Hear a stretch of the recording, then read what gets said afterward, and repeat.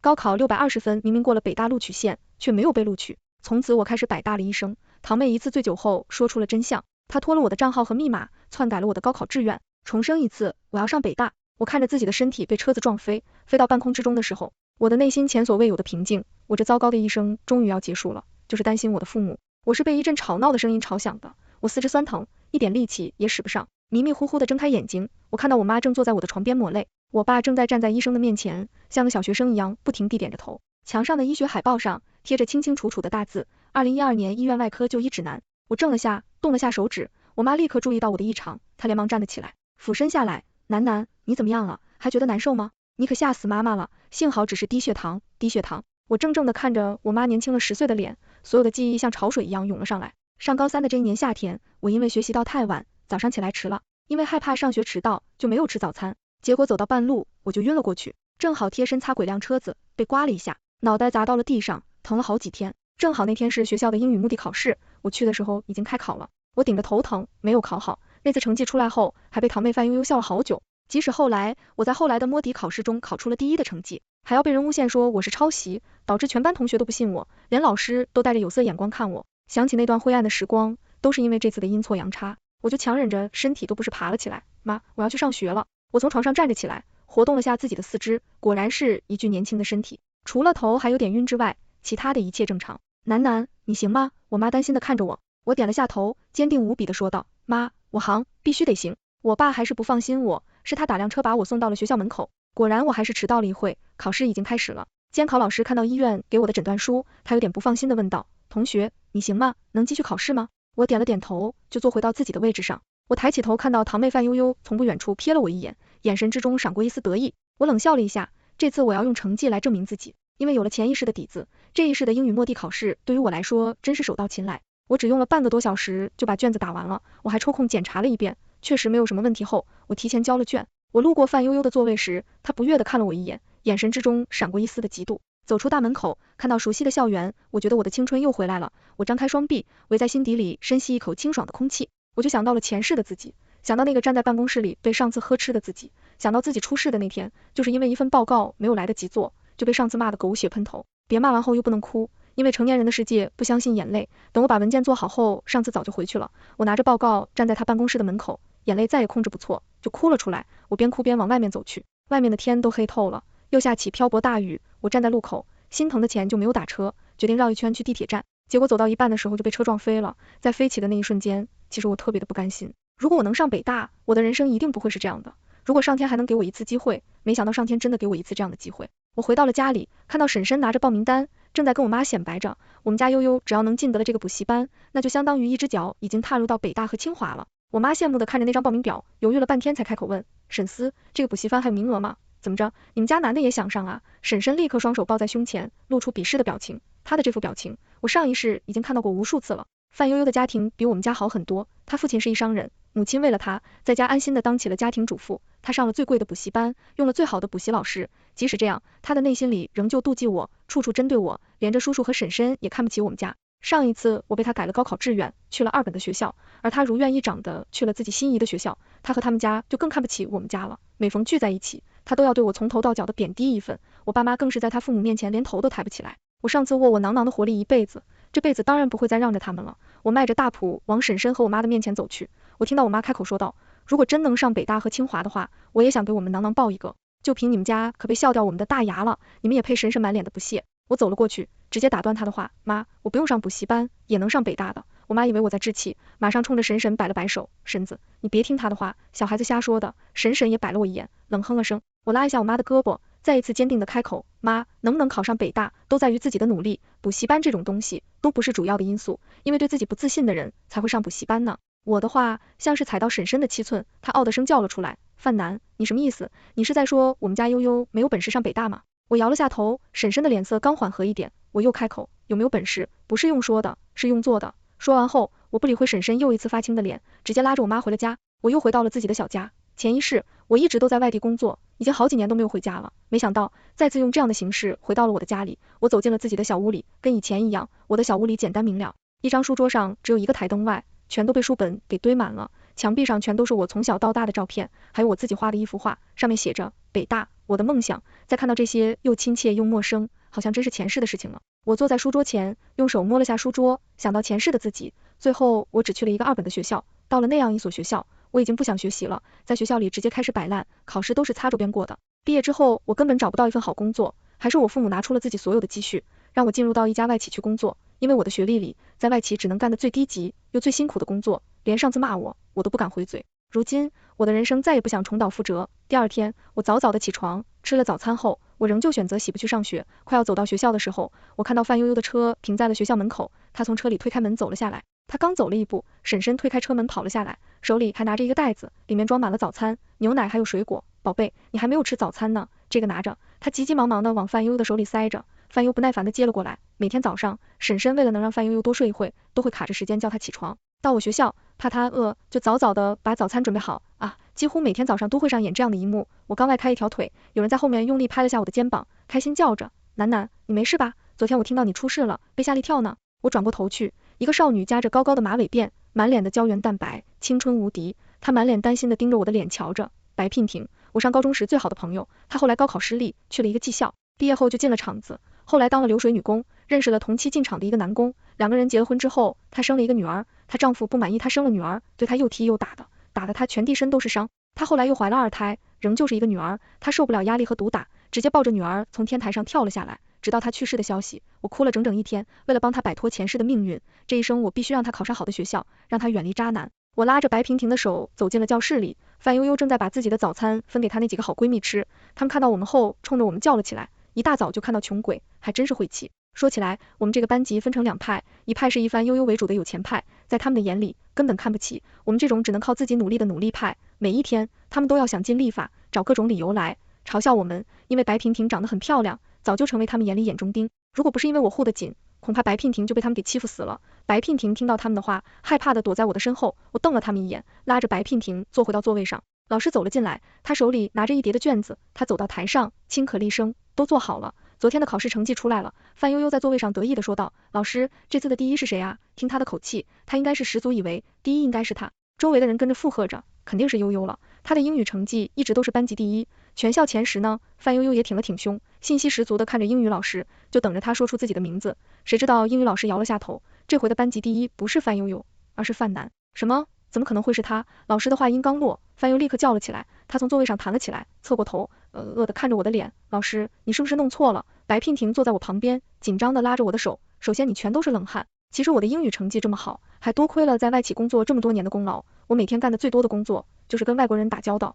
这种卷子对我还说都是小儿科，我还能说出一口流利的伦蹦腔。英文老师听到范一佑质疑的话，他不满的眉头蹙了起来，同学，你是在质疑我的公正性吗？范一佑害怕的缩下脖子，小声的开口，没有，我只是不相信。我冷笑了下，站了起来，范同学，这个世界上没有常胜将军的，人都有失败的时候。范悠悠根本接受不了自己败给我，他大叫起来，你们这种穷鬼，平时都没有钱上补习班，怎么可能会考上高分的？他的话音刚落，我们努力派的人立刻不满的叫了起来，有钱派也跟着叫嚣了起来。两派的人早就看鼻子不顺眼了，大家记忆很深，终于在这个导火线下都爆发了出来。老师拍了好几次的桌子，才让场面控制了下来。他错着没看向我，似乎在想这种情况应该怎么办。我突然间开口，既然这样，大家就现场比一次吧，这样大家都心服口服。范悠悠怔了下，马上不甘示弱的叫了起来，比就比，谁怕谁？说着他眼睛转了一圈，比什么由我来定。我淡定地点了下头，行，那我们比口语吧。范悠悠自信地说着，陈生给他报了一个口语班，每周1节课，由外教来跟他练习口语。而我到现在根本没有跟外国人接触过，范悠悠理所当然的以为我的口语一定很中国化，我点头答应了下来。因为老师说了一个题目，描述一下你认为未来10年世界会有什么改变。他的话音刚落，范悠悠直接就开始说了起来，他眼界都不够宽，说都是现在已知的科技，什么计算机会更发达，人们的生活会更便利，很多都是照着模板来说。即使是这样，因为老师还是满意的点了点头，不错。范悠悠说完后，他点评了一句，范悠的尾巴立刻翘了起来，他得一看向我，该你了。我单机的点了点头，一开口就是正宗的伦敦腔，因为老师都被惊艳了，他瞪大眼睛，吃惊的盯着我看。我把未来10年的发展都说了一遍，中国的新能源汽车将会占世界的40%，国家的航天发展事业，还有医疗，听着所有人动动口袋。我说完后，白娉婷的嘴都没有合上，眼睛里冒着的全都是崇拜的目光。英语老师带着先鼓起了掌，他连着说了好几声的好字，气得范悠悠脸都青了，他紧紧咬着嘴唇，眼眶微红，泪水也在眼眶里打着转。我扬着头，得意的看着他，范悠悠，你还有什么可质疑的吗？范悠悠终于忍不住哇的一声哭了出来，一屁股坐了下来，她在桌子上面，哭的身体跟着一抽一抽的。她有几个好朋友马上走过去，围着她劝了起来，越劝范悠悠哭越凶，因为老师眉头都凑了起来。我抬起头和他四目相对，也看到他眼睛里的无奈，他轻咳了一声，开口说道：范南同学，你的口语怎么说这么好？是在补习班学的吗？我摇了下头，没有。说完，我淡定的扫了一圈，又接着开口。其实我相信，只要我们肯努力，我们这些上不起补习班的同学，一样可以跟我一样说的一口好英语。我看到努力派每个人的脸上似乎都带着光，像是看到了就是神一样，也是他们压抑了太久了。我又开口，其实我们每个人都有各自的特长，在自己擅长的领域里，我们都会发光。我相信，只要我们肯扭成一个团，互相帮助，大家都会成功的。因为老师淡定地点了点头，白娉婷更是激动地握紧我的手。我坐了下来，她凑到我的耳边，小声地问道：楠楠，我也可以吗？当然了，我用力握紧她的手，相信我，只要很努力，你一定也能上大学的。白娉婷用力地点了点头。下课后，更多的人聚到我的面前，大家都想跟我学习英语。我看了看这些人，其实这些人都很偏科，有些人的数学好，有些人的语文好。如果我们能成立一个学习小组，用各自的所长补自己所缺，一定能成功。我把他们编成了一个小节，固定好了时间，每天中午和放学后，大家都在一起学习。没有想到成果特别的明显，月考的时候，我们这组人都提高了10几分，特别是白娉婷，每一科都有不少的进步。结果加入到我们小组里的人越来越多了，有好几个有钱派也加入了进来。范悠悠看我更加的不顺眼，她后来又维维了我几次，都对我各种绑过去了。现在她只要一看到我，就气得全身发抖。时间过得飞快，已经开学1个多月了。周五的时候，班主任笑着走进来，上了高3了，大家都很忙，但是忙，我们也要选一个班长，尽量我们进行投票的形式。班主任把选票发了下去，让大家把除了自己之外最想当选的人写在选票上面。这次仍旧是匿名的形式。其实每一年的班长都是范悠悠，也因为这个班长，他得不了不少的好处。高3最后一年，虽然学习很忙，但是当了班长，对于未来升学也是一个有利的条件。范悠悠跟自己几个好闺蜜在窃窃私语着，明显她仍旧想做这个班长。她的几个好闺蜜又在有钱派转了一圈，似乎在跟其他的人通气。选票都写好了，班主任把选票收了上去。白娉婷轻轻扯了下我的衣袖，抽到我的耳边：难道我选了你？我笑了一下，说了声谢谢。其实我对这个班长很服气的，让我没有想到的是我的名字出现在黑板上面，而且和范悠的名字齐拖并进。我听到老师还在唱票，范悠悠同学20票。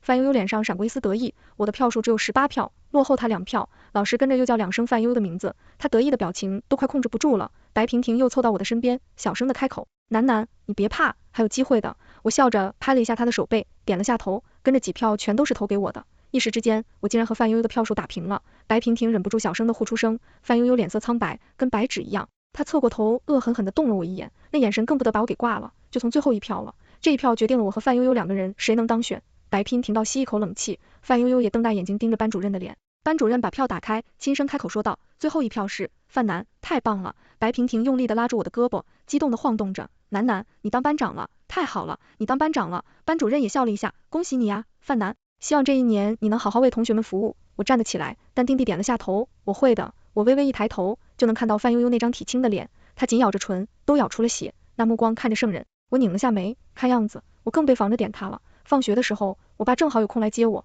把我当班长的事告诉了我爸，他开心的连眼角的皱纹都数展开了。我爸抱着我在原地转了一圈，开心的大叫长：我女儿现在这么厉害了，现在当上班长了，以后是不是也能考上一好大学？看着我爸这么开心，我也跟他笑了起来。高3当上班长有什么可开心的？以后有给你忙的呢，忙到你根本没有时间学习，到时候别说是上好的大学了，你恐怕连大学都上不去吧，反而又不知什么时候出现的。他站在我们身边，凉飕飕的说了一句：下午的吧，马上把我放下来。担心的看着我问：闺女啊，要不然咱们这个班长还是别当了。悠悠说的对，高3吧，还是以学习为主。我笑着伸出手，拍一下我爸的肩膀：爸爸，你不相信我吗？我爸犹豫了下，摇下头。可是你要相信你女儿的能力，相信我可以把这件事做好。我用力的握住了我爸的手，给他信心。我爸似乎感受到了，他用力的点了下头，回拍了下我的肩膀：我信你。范又气的冷哼一声：你有头就走。我爸在后面叫了他起身，他连头都没有回。时间过得飞快，上学期快要结束了，我们迎来了第一次正式的模拟考试。临考试之前，我在群里发了一条信息，大家正常发挥就行，这次我们一定会有一个好的成绩。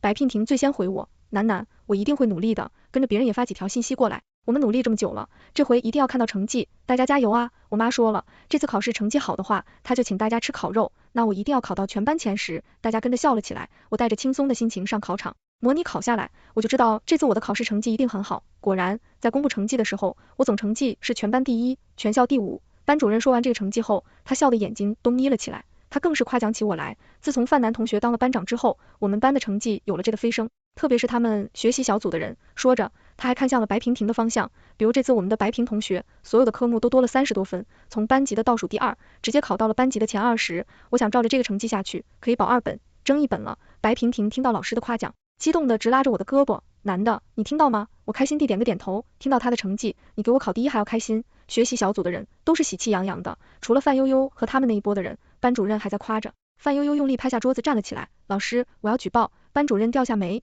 疑惑地看着范悠悠，同学，你举报什么？我要举报范楠。他伸出手指向我的方向，我冷笑了下，抱着双臂看着范悠悠怎么圆。班主任诧异地开口，同学，你有证据吗？范悠悠眼神慌了下，只能的开口，老师，范兰同学的数学成绩一直都不好，高2的时候他的数学还不及格呢，怎么这回一下子就能考到这么高的分？难道你一点也不怀疑吗？她怀疑刚落，她的好闺蜜马上跟她附和了起来。既然有人说看到我考试之前偷偷溜到学校办公室，可能是偷了数学的考试卷，谣言就是这么来的，越说越邪乎。他们还诬陷我们学习小组能有这个成绩，都是靠我偷的题，气得我们学习小组的人差点要暴走，反而是我特别的淡定。对于这样的诬陷，我前世已经经历过太多了，比这群人更难搞的客户我都遇到过。我冷冷的扫了他们一眼，气场上压住了他们，他们一句话都不敢多说了。我慢慢的站了起来，淡定的开口，如果你们不相信我可以考到这个分数，那我可以再考一次。范悠悠冷吭了声，谁知道你用备用卷考会不会再次的作弊，那我就当着所有人的面前考好了，这样我即使想作弊也做不了。班主任看向范悠悠的方向，范悠悠被架在那个地方，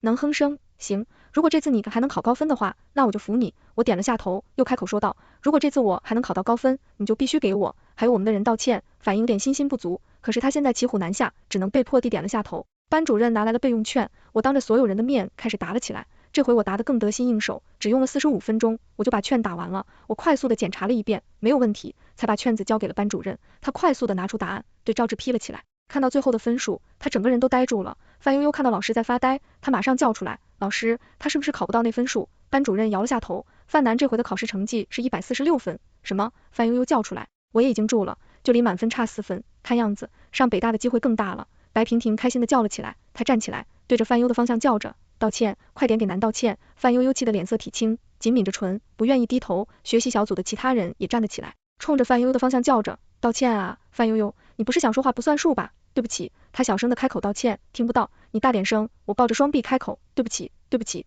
范悠悠大声叫了几声，又一次哭着趴了回去。我看着他的身体一抖一抖的，无奈的叹了口气，他还真爱哭啊。让我没有想到的是，我刚下课就被数学老师堵在了教室里。他拿着我的考试卷，兴冲冲的走到我的面前，晃了下，这套备用卷，你做的。我点了下头，数学老师双眼泛着光，这被又届是我用来测试奥林匹克数学的卷子，你竟然考这么高的分，同学，你叫什么？我怔了下，开口说，老师，我叫范楠。好苗子啊，范同学，你有没有兴趣来参加我这次的奥数竞赛啊？考到名次，可是有机会保送到北大的。听到数学老师的话，周围所有人的目光都集中到我的身上，听到可以保送到北大，其他人的目光更为炙热了，特别是范悠悠，那目光恨不得扒露一层皮，看到他不开心，我就开心了。我点了点头，那就麻烦老师多多帮我了。数学老师开心的笑了起来，他伸出手拍了下我的胳膊，放心吧，我当天回家的时候听到了范悠悠在摔东西的声音，婶婶怎么哄都哄不好他，最后还是婶婶答应他，花钱帮他买到一个参加奥数名额，他才不闹了。奥数竞赛的那天去了很多的高手，我在人群之中看到了上一届的奥数冠军唐明武，他长大高大又帅气，在人群里特别的显眼。上一时我是在新闻上看到的他是高考的理科状元，没想到能见到这样的1号人物，我也是值得了。悠悠，就是他吗？看起来平平无奇啊，从哪里冒出来的？突然间有一道男生出现在我的身后，我转过头，看到范悠悠身边站了一个男生，那男生的脸我再熟悉不过了，他叫周世海，一个富二代，前世跟追求范悠悠追得紧，可惜范悠悠喜欢的是唐明浩，最后唐明武去了北大，后来又出国读研了，范悠悠才答应了他的追求，两个人后来结婚了，还生了一对可爱的儿女。叔叔和婶婶经常拿这样子来笑我父母，他们说我就是一个没有人要的剩女，不像他们的女儿长得漂亮，学习成绩又高，最后又嫁给了一个富二代。我父母听到这句话一直都抬不起头来，说长了他们总是叹息，为什么自己的女儿没有一个好的归宿，没想到这一生他们早就在补习班里认识了。范悠悠站在周世海的身边冷哼了声，就是他，也不知道他是不是偷题了，成绩考得快比明浩还要好呢，啊，这种货色还敢来这里参加比赛，他也不怕露馅了。周世海满眼的不屑，他根本看不起我们这种人。我看了看时间，比赛的时间快要到了，我想先进考场里熟悉一下，我刚要走，周世海立刻挡在了我的面前，看他的样子，似乎想在范悠悠的面前亮一手，博得他的好感。你欺负了悠悠，就想这么一走了之？我拧了下眉，不悦的开口，那你怎么样怎么样？周世海看了范悠悠一眼，范悠点了下头，果然他们早就有准备了，我们来打个赌吧。他继续开口，赌什么？我扬着头看着他问，赌这次我们竞争的成绩。他伸出手拍了拍自己的胸口，如果这次比赛我的成绩高过你，你就脱光了在操场上裸跑。他用猥琐的目光在我的身上打量了一圈，周围的人跟着笑了起来，我被恶心到了。樊悠悠立刻装起了好人，他伸出手扯了下周世海的衣袖，她还是女孩子，你这么做有点过分吧？我看着他的眼睛，他的目光可不是这么想的，他可是迫切的想看到我出球吧。就在他们以为我不会答应，准备羞辱我的时候，我单凭的点了点头。周围人看向我的目光都变了样，我看到就连男神唐明武也止住了脚步，看向我的方向。周世海脸上马上闪过一丝兴奋，就在他要开口的时候，我比他更快一步。那如果我的成绩高过你了呢？不可能。周世海马上叫出声，他想了下，自豪地说着，如果你真的高过了我，我什么都答应你。我就喜欢他这副自信的样子，这样打脸才会有趣。如果你考试成绩不如我的话，就跪在我的面前唱一首征服吧。你放屁！周世海叫出了声。怎么，你不敢？我挑了下眉，我有什么不敢的？我怕你不敢。周世海抬起手来，跟我的手对比了下，堵住成立。我抬起头，看向唐明武的方向，我看到他的嘴角上扬了下。就这样，我们一圈人往考场的方向走过去。我路过唐明武的身边时，我听到他小声地说了一句：加油，我想听征服。我止住了脚步，瞪大眼睛，惊愕地看着他的背影。这次竞赛考试成绩很快出来了，唐明浩仍旧是稳坐第一位，而第2名的成绩写着我的名字，数学老师脸上都乐开了一朵花，而我更加的开心。下课的时候，周世海就走了过来，他埋怨的瞪了我一眼，我挑了一下眉，看着他开口，你不是想耍赖吧？我一个大男人说到做到。周世海说完后，深吸一口气，当着所有人的面，扑通一声跪在我的面前，大声的唱了起来，你征服了我，还一笑而过。他闭着眼睛，唱得满脸通红，四周的人越聚越多，大家似乎都知道了他跟我打赌的事情，有些人还拿出手机对着他的方向拍起了视频。我看到范悠悠站在很远的地方，目光凝在我的身上，满眼的妒忌。周世海唱完最后一句的时候，快速的站了起来，捂着脸往范悠悠的方向走去。我无奈的耸下肩膀，在全校人的注目下，也往教室里走去。经过走廊的时候，我遇到了唐明武，我怔了下，蹲了下脚步，冲着他友好的点了下头。我听到他突然间开口说道，好样的，我在北大等你。我惊住了，看着他路过的背影，脑海里重复着他刚才的那句话，简单不敢相信，这是他说的，他说会在北大等我。我忍不住笑了起来。那天晚上我回家，路过范悠悠家门口的时候，被他东西的声音吓了一跳。我听到婶婶慌张的叫声，悠悠，宝贝，发生什么事啊？你怎么发这么大的脾气啊？滚滚开，你们都别管我，我不想活了。说着范悠悠拉开门跑了出来。他看到我站在门口时，先是愣了下，看到我站在楼梯口时，他眼神暗了下，我心里马上闪过死不好的预感。范悠悠突然间伸出手冲着我的肩膀就推了过来，他想把我推下楼去，幸好我反应过快，我快速的躲了过去，反应又扑了一个空，自己还差点摔下了楼。他没有得逞，冲我叫了起来，范南，你想害我？说着他伸出手想要打我。前世我能忍受他的怒火，能忍受他们一家子对我们的嘲笑，今生我不会再忍了。我伸出手猛足了劲，冲着范悠的脸上就抽了过去，打得他一个踉跄，差点没有站稳身体。正好婶婶走得出来，他尖叫声扶住范悠悠的身体，冲了我尖叫着，范南，你疯了吗？你敢打悠悠？他的叫声把所有的人都吸引了出来，我爸、我妈、叔叔、婶婶，我们6个人站在楼梯口吵了起来。我妈把我紧紧搂在怀里，我爸正在对着叔叔一家子不停的道歉，对不起啊，都是楠楠的错，我们回去好好的说他，让他给我们悠悠跪下来道歉，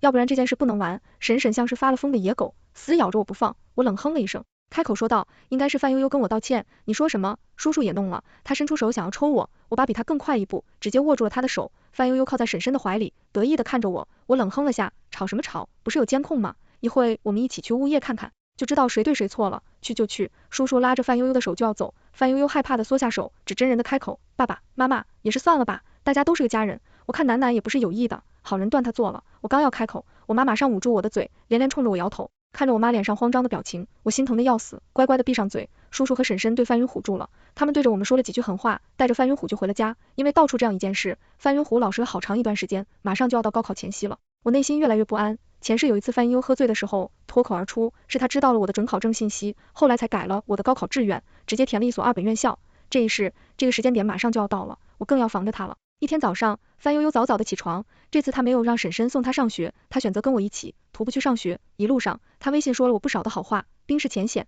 他要跟我做朋友。我知道他这是黄鼠狼给鸡拜年，没安什么好心。果然，我听到他开口问我，楠楠啊，马上要考试了，你的准考证可以放好啊，弄丢了可是补不了的。来了，终于说出了自己的目的。我淡定的点了下头，放心吧，我的准考证一直都放在书包里。说完后，我看到范悠的目光一直有意无意的往我的书包里瞥来瞥去，我的准考证一直就放在书包里，就等着范悠悠来偷。下课的时候，我找了一个借口出去上卫生间。白娉婷本来不想去的，说我把她给拉去了。出去的时候，我拉着她躲在了教室的后门看，通过教室后面的玻璃，我看到范悠炸了起来，走向我的座位处。她在我座位那绕了一圈，看到没有人注意到她时，她坐到了我位置上，把书包偷偷的拿了出来，他开始翻起了我的书包，里里外外的翻了一个遍，似乎在找什么东西。白娉婷看到他的小动作，他差点冲了进去，还是我拉住了他的胳膊，把他按在了原地。我们两个人看到范悠悠从我的书包里终于把准考证翻了出来，他看到准考证后开心的笑了下，他拿出手机对着准考证正反面拍了好几张的照片，才把准考证放回去。